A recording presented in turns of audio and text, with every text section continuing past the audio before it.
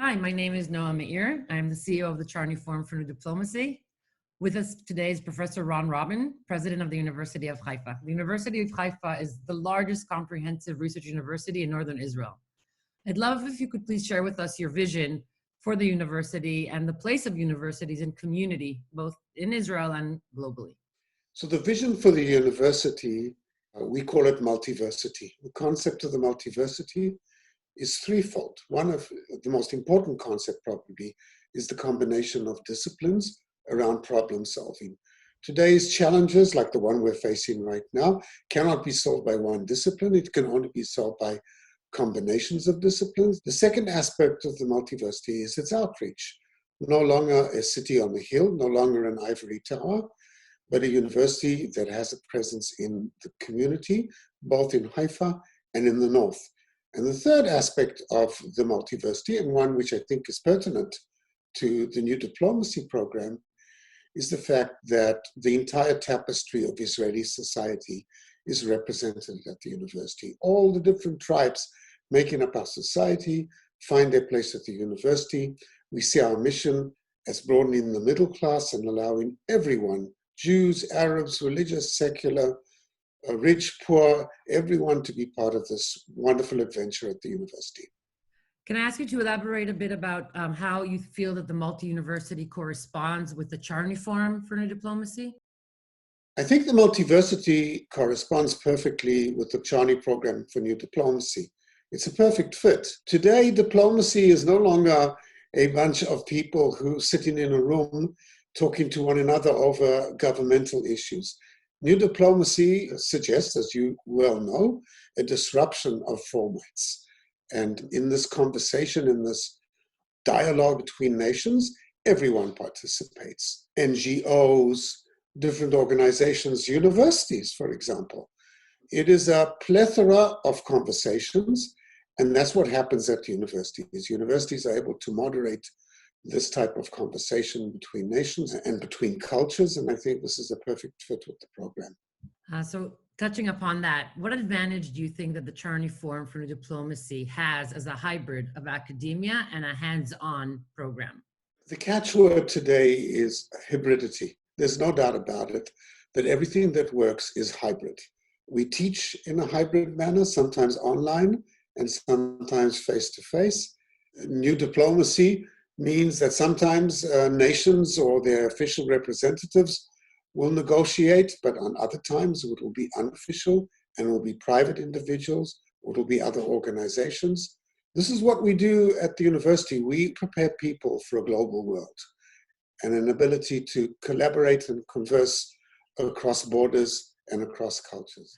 So moving on to discuss the implications of the coronavirus. What do you think possible implications are on globalization and diplomacy? We still have a ways to go, but as you see it now.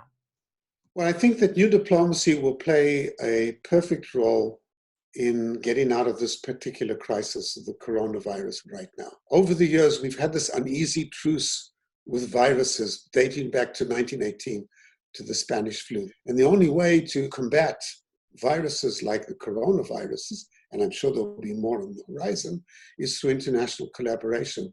This can't be done only at the level of government. It has to be done at multiple levels. And this is just the first of many crises which new diplomacy, I think, can get involved in.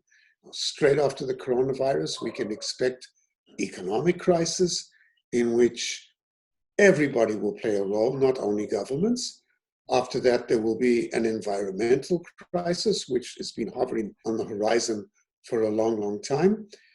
And I'm sure there'll be many other aspects of crisis that will need international collaboration. And it's the new diplomacy using multiple forms of communication, multiple bodies in exchanging information, which I think will allow us to leave this crisis, to exit this crisis in a manner which will serve humanity writ large. So speaking of those implications, do you foresee a weakening of government and alongside a strengthening of non-government actors, such as the civil society, as a result of the coronavirus? We are already witnessing a weakness of government. This has not happened right now. It's happened over the course of the last 15 years. To begin with, we've seen the decline of the political class. many people who used to go into politics choose other venues for collaboration right now. So I do see a weakening of the presence of governments and a growing presence of other bodies collaborating across borders and between countries and between cultures. Every crisis also serves as an opportunity. What are a few potential opportunities that you identify at this point as a result of the coronavirus?